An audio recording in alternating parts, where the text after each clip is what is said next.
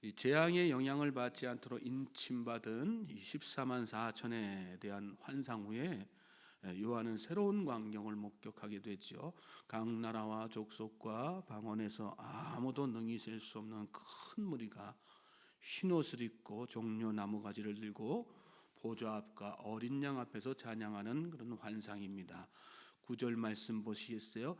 이 일 후에 내가 보니 각 나라와 족속과 백성과 방언에서 아무도 능히 셀 수 없는 큰 무리가 나와 흰 옷을 입고 손에 종려 가지를 들고 보좌 앞과 어린 양 앞에 서서, 아무도 능히 셀 수 없는 무리, 이렇게 말씀을 믿는데 앞에서 본 14만 4천을 다르게 표현한 그런 말씀입니다.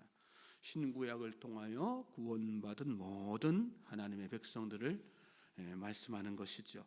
그러므로 우리가 이 새벽에 다시 한번 확인하게 되는 것은 14만 4천을 문자적으로 해석하면 안 된다는 것이죠.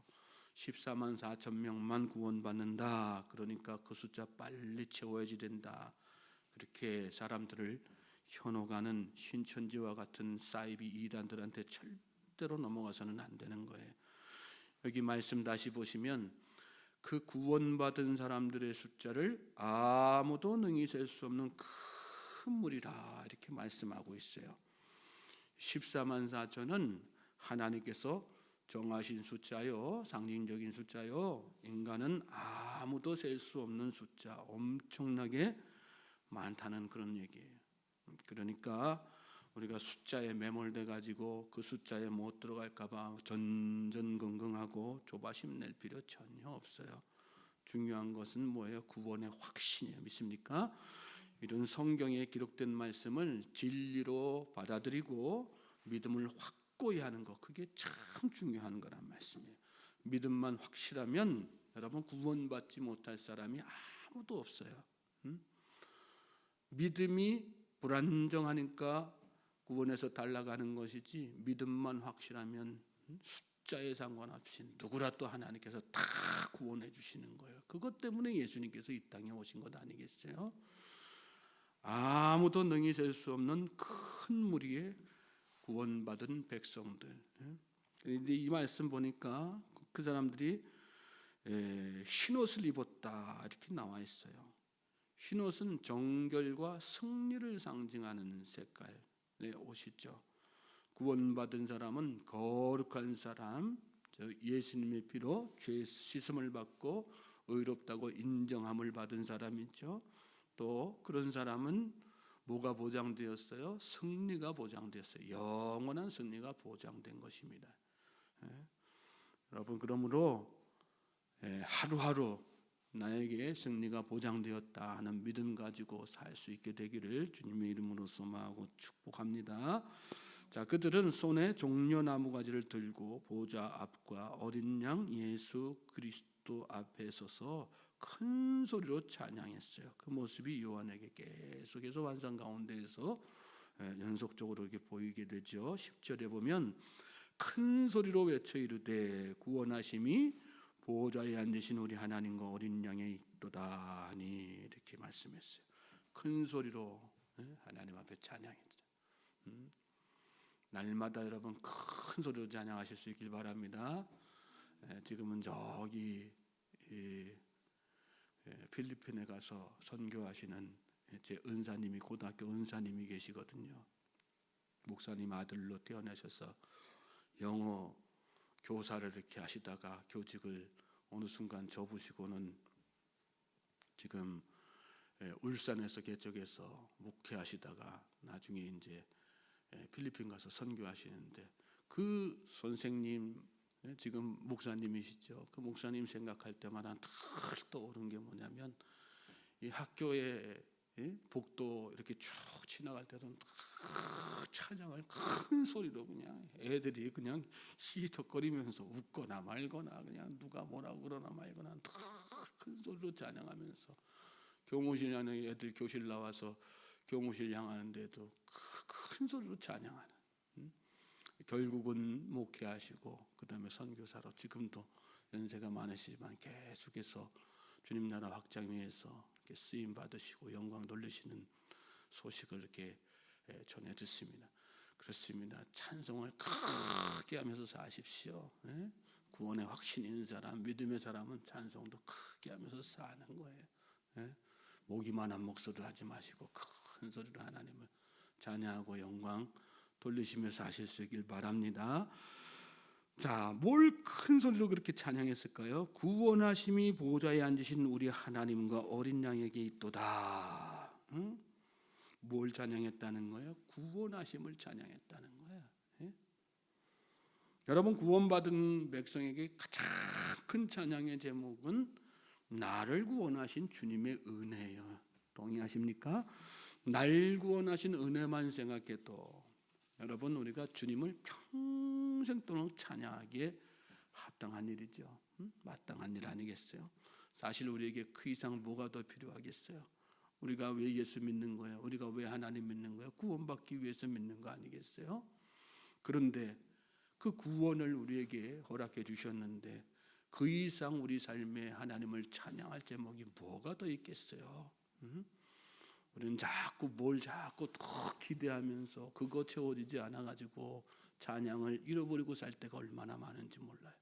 하나님은 우리에게 세상 그 어떤 것보다 소중한 거 뭐예요? 그 구원을 허락하셨단 말씀이에요. 영생을 허락하셨단 말씀이에요. 그러므로 우리는 날마다 평생 동안 하나님을 큰 소리로, 그 구원의 하나님을 큰 소리로 찬양해야 될 줄로 믿습니다. 11절 12절 보세요.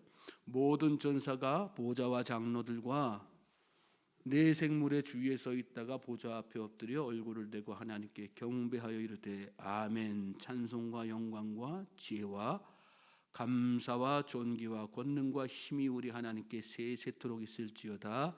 아멘 하더라. 자, 큰 무리가 그렇게 하나님을 큰 소리로 찬양하자. 이번에는 모든 천사가 보좌와 장로들과 네 생물의 주위에 서 있다가 보좌 앞에 엎드려 얼굴을 대고 하나님께 경배하고 찬송했다. 그런 여러분, 이 장면이 다 연상이 되세요? 머릿속으로 착 그려보세요. 저는 이 말씀 준비하면서 이 장면을 묵상하고 또 이렇게 머릿속에 연상하는데 얼마나 영광스러운 장면인지, 특별히 제 눈에 들어왔던 장면이 이렇게 구원받은 큰 무리가 찬양하고 나니까 그 뒤에 이어서 천군 천사들이 다 찬양했다는 거. 여러분, 무리가 찬양하니까 천사들도 따라서 찬양했다는 거. 저는 여러분이 찬양하면 천사도 더불어 같이 따라서 찬양하는 것을 믿으시기 바랍니다. 찬양은 하늘을 움직이는 거예요. 찬양은 천사도 움직이는 거예요. 얼마나 놀라운 능력이 찬양 속에 있다는 뜻이에요. 찬양에는 힘이 있어요. 나의 운명을 바꾸는 힘, 세상을 바꾸는 힘, 하늘도 움직이는 놀라운 능력이 찬양 속에 있다는 거 잘 깨닫고 구원받은 백성으로 구원의 주님을 오늘 이 하루도 삶의 현장 가운데에서 큰 소리로 찬양하며 나아가는 우리 모든 주의 백성들 되시기를 주님의 이름으로 소망하고 축복합니다. 자, 이어지는 말씀 또 보시겠어요? 13절 말씀 보시면 그렇게 무리들도 찬양하고 전사들, 장로들도 다 찬양한 중에 그 찬양하던 장로 중 하나가 요한에게 이런 질문을 해요. 13절 보면 장로 중 하나가 응답하여 나에게 이르되 이 흰 옷 입은 자들이 누구며 또 어디서 왔느냐. 요한에게 너 혹시 이 흰 옷 입은 자들이 어디서 왔는지 알고 있느냐 이렇게 물은 거죠. 그러니까 요한이 대답해요. 내가 말하기를 14절에 내가 말하기를 내 주여 당신이 아시나이다. 당신이 알지 저는 잘 모르지 않습니까? 이 얘기는 뭐예요? 어디서 왔는지 어떤 자들인지 얘기해 주십시오. 그런 뜻이죠. 그러니까 대답을 해요.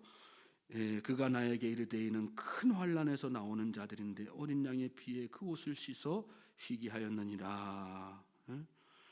어떤 자들이냐? 환난에서 나오는 자들. 믿음의 믿음 생활, 믿음 지키면서 여러 가지 환난과 박해 있지만 그것들 다 견뎌낸 자들이란 그런 얘기죠. 특별히 말씀 끝에 보면 어린 양의 피에 그 옷을 씻어 쉬게 하였느니라. 어린 양의 피로 깨끗함 받은 자들이란 얘기예요. 어린 양의 피로. 여러분, 우리가 깨끗하게 될 수 있는 유일한 방법은 뭐밖에 없다는 것을 여기 말씀 가운데 다시 한번 확인시켜 주시는 거예요. 오직 어린 양의 피, 예수님의 십자가 보혈밖에 없다는 거 다시 한번 깨닫게 만드시는 거죠. 특별히 그 말씀 끝에 보면 그 옷을 씻어 휘게 하였느니라, 이런 말씀도 더불어는 나와요. 이 말씀은 무슨 뜻일까요? 이렇게 십자가의 보혈로 구원받게 된 자들이지만 그냥 가만히 앉아서 그 십자가의 은혜만 바라고 있었던 사람들이 아니란 얘기죠. 능동적으로 그렇게 하나님께서 베풀어 주신 그 은혜 감복하는 마음으로 그것을 씻어서 쉬게 했던, 자기들도 그렇게 믿음의 모습을 보였다는 거예요. 그러고 나니까 하나님께서 궁극적으로 그들을 다 구원 백성으로, 거룩한 백성으로, 정결한 백성으로 승리를 주신 것이란 말씀이죠. 저는 오늘 저와 여러분의 믿음이 그런 믿음이 되기를 주님의 이름으로 소망하고 축복합니다. 15절에 그러므로 그들이 하나님의 보좌 앞에 있고 또 그의 성전에서 밤낮 하나님을 섬김에 보좌에 앉으시니가 그들 위에 장막을 치시리니 이랬어요. 자, 그렇게 흰 옷을 입게 된 주의 백성들이 무슨 일을 하게 된다는 거예요? 하나님의 보좌 앞에 있게 된다는 거죠. 그리고 성전에서 밤낮 하나님을 섬기는 그런 일들을 하게 된다는 말씀이에요. 여기 하나님을 섬긴다는 얘기는 하나님을 예배하고 경배한다는 얘기죠. 여러분, 오늘 이 새벽에 우리가 하나님을 예배하는 것이 나중에 우리가 다 하나님 앞에 이렇게 구원받은 백성으로 하나님의 나라에 딱 서게 됐을 때 하는 일이라고 하는 사실에 감사하면서 오늘 이 새벽에 우리가 예배할 수 있음에 그래서 더욱더 감사하고 그 예배에 더욱더 아버지의 신령과 진정을 담아서 하나님을 예배하고 영광 돌릴 수 있는, 주님을 높일 수 있는 우리 주의 백성들 되시기를 주님의 이름으로 소망하고 축복합니다. 예배하는 자가 이미 구원받은 자예요. 믿습니까? 찬양하는 자가 이미 구원받은 자예요. 여러분, 하나님을 믿는 증거 중에 가장 큰 증거 중에 하나가 뭐냐면 하나님을 찬양하고 예배하는 거거든요. 하나님을 알지 못하면요, 하나님을 믿지 못하면 절대 하나님을 찬양하고 예배할 수 없어요. 하나님을 진실되게 찬양하고 진실되게 예배할 수 있다는 것은 그만큼 내 마음속에 하나님을 잘 믿고 있다는 증거인 것입니다. 그러므로 예배 한 시간 한 시간을 소중하게 생각하고 찬양 한 절 한 절을 귀하게 여기면서 하나님 앞에 영광 돌릴 수 있는 우리 주의 백성들 되시길 바랍니다. 자, 그들 위에 장막을 치시겠다 말씀하셨어요. 그리고 16절에 그들이 다시는 줄이지도 아니하며 목마르지도 아니하고 해나 아무 뜨거운 기운에 상하지도 아니할 것이다. 이렇게 구원받은 자들이 어떤 복을 받게 되는가를 말씀 가운데 깨닫게 하시는 거죠. 그들이 다시는 줄이지도 아니하신다. 그들 위에 장막을 쳐주신다. 목마르지도 아니하고 해나 아무 뜨거운 기운에 상하지도 아니할 것이다. 그리고 17절에는 생명수샘으로 어린 양의 보좌 가운데 계신 어린 양이 그들의 목자가 되셔서 생명수샘으로 인도하시고 하나님께서 그들의 눈에서 모든 눈물을 다 씻어주실 것이다. 놀라운 축복이다. 이렇게 약속되어 있는 것으로 말씀 가운데서 보게 됩니다. 이것이 저와 여러분 구원받은 예수님의 십자가 보혈로 구원받은 하나님의 백성들에게 보장된 놀라운 축복이고 약속이에요. 이것을 믿고 오늘도 담대히 하나님 앞에 찬양하면서 또 예배하면서 믿음의 길을 걸어가실 수 있게 되기를 주님의 이름으로 소망하고 축복합니다. 우리의 소망은 세상에 있는 게 아니에요. 이 땅에 있는 게 아니에요. 영광스러운 하나님의 나라. 거기엔 슬픔도 없어요. 목마름도 없어요. 해나 아무 뜨거운 기운도 우리를 상하게 할 수 없어요. 오직 주님께서 인도하시는 생명수만이 차고 넘치는 복된 세월들이 시간들이 영원토록 이어지는 것입니다.